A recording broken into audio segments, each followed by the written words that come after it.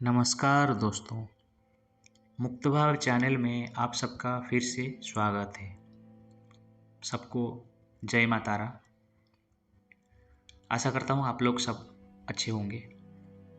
आज हम लोग जानेंगे कि एक साधक को देवी माँ ने किस प्रकार से दर्शन दिए। तो बात ये है कि ये जो साधक है ये मेरे गांव के ही रहने वाले हैं। मुझे बचपन से वो जानते हैं। मैं उनका दूर का रिलेटिव हूँ, डिस्टेंस रिलेटिव हूँ। एक्चुअली जो मेरी बुआ की बेटी है वो उनकी बहू है। तो बचपन से मैं मूर्तियाँ वगैरह बनाता था गांव में जब छोटा था। तो वो जहाँ पे मैं बनाता था तो ये उनके बाजू के घर में भाड़े पे रहते थे, रेंट में। तो मुझे शिल्पी शिल्पी करके बुलाते थे। उसके बाद बहुत गैप बन गया, मिला नहीं मैं। पढ़ाई करने चला गया, फिर जॉब के लिए बाहर आ गया। वो बहुत फेमस है वहाँ पे। आज एन एस्ट्रोलॉजर बहुत फेमस है। माता का जो सप्तशती पाठ वगैरह होता है ना, चंडी पाठ वगैरह वो कराते हैं। हवन यज्ञ वगैरह कराते हैं वो। आसपास से बहुत दूर से उनके क्लाइंट्स आते हैं, कुंडली वगैरह देखते हैं। बहुत अच्छी ज्योतिष है। तो बहुत साल के बाद उनके घर पे गए थे। मेरा पापा का ये पहले से ही प्लानिंग था कि मैं जाऊंगा तो मेरा कुंडली उनसे दिखवाया जाएगा। ठीक है, कि शादी नहीं कर रहा है, शादी कब होगा, ये सब के बारे में मुझे थोड़ा बहुत हिंट्स मिल गया था। ठीक है, तो रात को हम लोग उनके घर पे गए। और मैं ये पहले से सुना हुआ था कि उनको देवी माता ने दर्शन दिया था स्वयं, और उनके पास कुछ तांत्रिक सिद्धियाँ वगैरह है। तो ये मुझे पता था पहले से, गांव में फेमस है ये बात बहुत। तो हम लोग रात को उनके घर में गए और एक्चुअली एंट्री करते ही मैंने देखा कि स्टार्टिंग में एक बहुत बड़ा हॉल है। हॉल के एक कॉर्नर में उनका जो पूरा सेटअप है, सेल्फ में ऐसे बुक्स वगैरह रखा हुआ है एस्ट्रोलॉजी के, और कुछ पुराण के ऐसे कुछ जो भी पूजा पाठ वगैरह होते हैं कर्मकांड के, सब रखा हुआ है। ठीक है, और एक दो क्लाइंट भी थे उस टाइम उनके पास। मीन्स क्लाइंट से वो जस्ट मिलके वो बातचीत ख़त्म हो रहा था, तब भी हम लोग एंटर हुए थे उनके घर में। तो वो लोग चले गए, फिर हम लोग घर के अंदर गए, सबसे मिले और पैर वगैरह छुए, बातचीत हुआ। फिर आ गए हम लोग। मीन्स मैं अकेला घर से बाहर आया, आके हॉल में उनके पास ही जाके मैं बैठ गया। तो मुझे ऐसे देखा उन्होंने, बोले कि कौन हो तुम। तो फिर मैं बोला कि ये कैसा बात है। फिर मैं उनको पूछा कि आप सच में नहीं पहचान रहे हो मुझे। बोले नहीं। मैं बोला अरे बचपन में आप मुझे शिल्पी शिल्पी करके बुलाते थे, बहुत ये करते थे मुझे। तो बोले कि अच्छा अच्छा, इतने दुबले पतले क्यों लग रहे हो। तो मैं बोला हाँ ऐसा हो गया हूँ, क्या कर सकते हैं। बोले कि अच्छा ठीक है बैठो। फिर बैठा था मैं वहाँ पे। कुछ देर बैठने के बाद वो चुपचाप बैठे, कुछ अपना जो सेल्फ था वहाँ से कुछ बुक्स वगैरह निकाल के थोड़ा देखे इधर उधर। फिर मुझे बोले कि तुम्हें कुछ अपना डेट ऑफ बर्थ वगैरह पता है, टाइम वगैरह कुछ पता है, कुछ तो पता होगा। वैसे आजकल के जो बच्चे हैं उनको नहीं पता होता है, कुछ तो पता होगा, अगर पता है तो कुछ लिख के दो मुझे। फिर उन्होंने एक बुक और पेन मुझे दिया, नोटबुक और पेन मुझे दिया, और वो फिर कुछ सेल्फ से कुछ अपना काम करने लगे, चश्मा वगैरह ऐसे पोंछ रहे थे। तो फिर मैंने क्या किया, तब तक ना मेरा पूरा कुंडली मैंने बनाया पूरे प्लैनेट के प्लेसमेंट के साथ में, और थोड़ा बहुत नीचे लिखा। फिर जब वो मुड़े तो उनके हाथ में मैंने ऐसे दे दिया कि ये लीजिए, ये कुंडली के डिटेल्स है। तो फिर उन्होंने ऐसे चश्मा निकाल के फिर से साफ किया और ऐसे देखा कि ये कौन बनाया, कहाँ से लाया। तो मैं बोला अभी तो बनाया आपके सामने।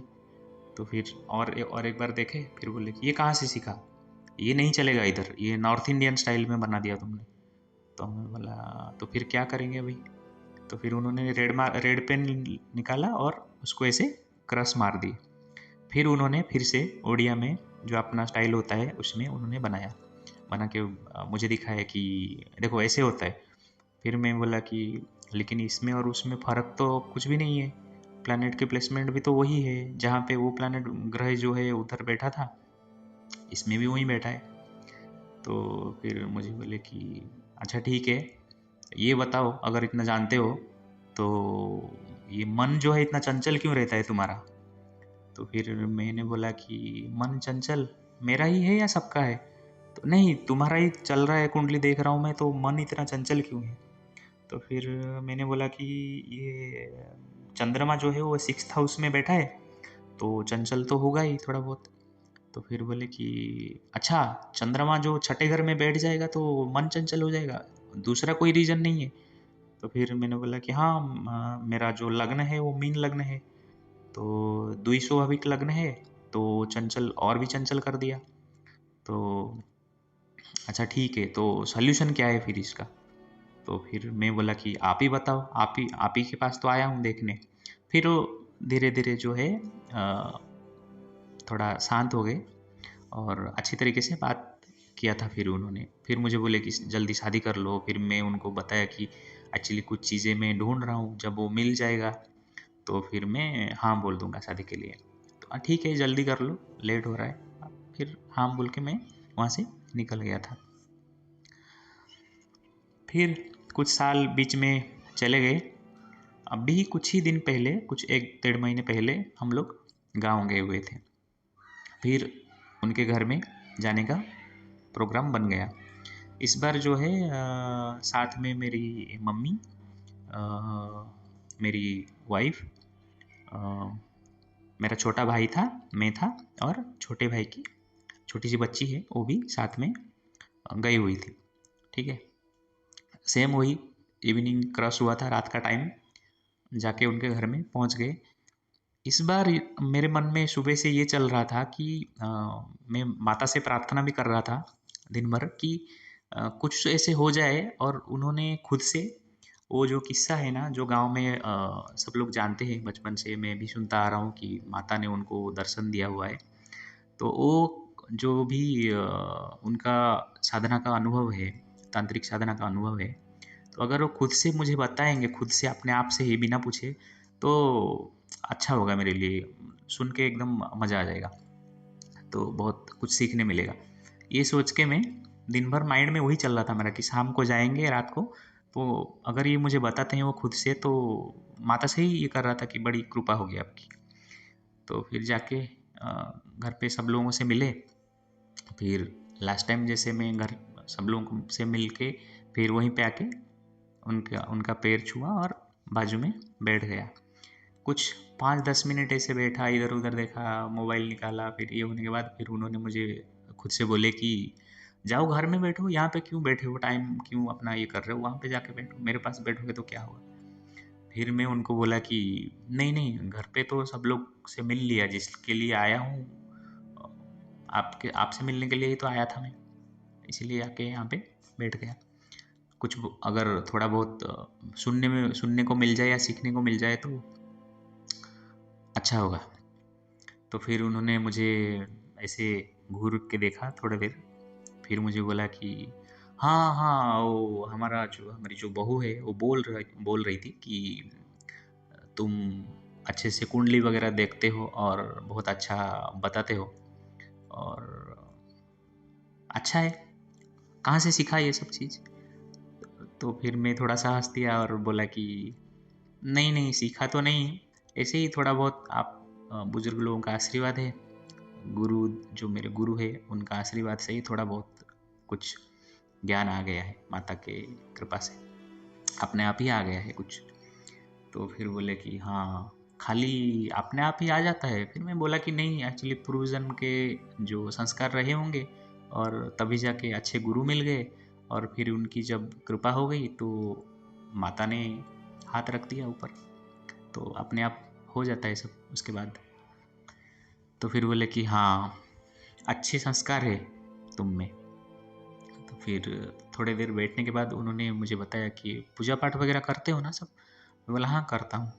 तो फिर बोले कि शादी के बाद सब हो रहा है ठीक से? मैं बोला हाँ हो तो रहा है। फिर बोले कि "उम, अच्छा जो बहू है, जो वाइफ़ है तुम्हारी उसका सपोर्ट मिलता है पूरा?" तो मैं बोला कि हाँ सपोर्ट करती है वो। फिर बोले कि खुश हो गए बहुत कि अच्छी बात है। मुझे देखो मैं सांसारिक आदमी हूँ, ज़्यादा कुछ नहीं कर पाया। फिर मैं बोला कि आप बहुत कुछ किए हो मुझे पता है, और कुछ अगर थोड़ा बहुत मुझे भी सुनने के लिए मिल जाए तो बड़ी कृपा होगी आपकी। तो फिर वो ऐसे थोड़े से मुझे ऐसे देखे, बोले कि नहीं नहीं मैं ज़्यादा कुछ नहीं कर पाया, सांसारिक आदमी हूँ। फिर धीरे धीरे उन्होंने बोलना शुरू किया कि बहुत इधर उधर भटका मैं, खास गुरु नहीं मिले। एक मिले थे लेकिन बाद में पता चला कि उनका भी पहुँच उतना ये नहीं था। तो फिर खुद से ही मैं कुछ कुछ करने लगा उस टाइम, और बहुत इधर उधर किया, हाथ पैर मारा, लेकिन उतना कुछ हासिल नहीं हुआ। बहुत स्ट्रगल किया, बहुत साधनाएँ मंत्र जाप सब किया।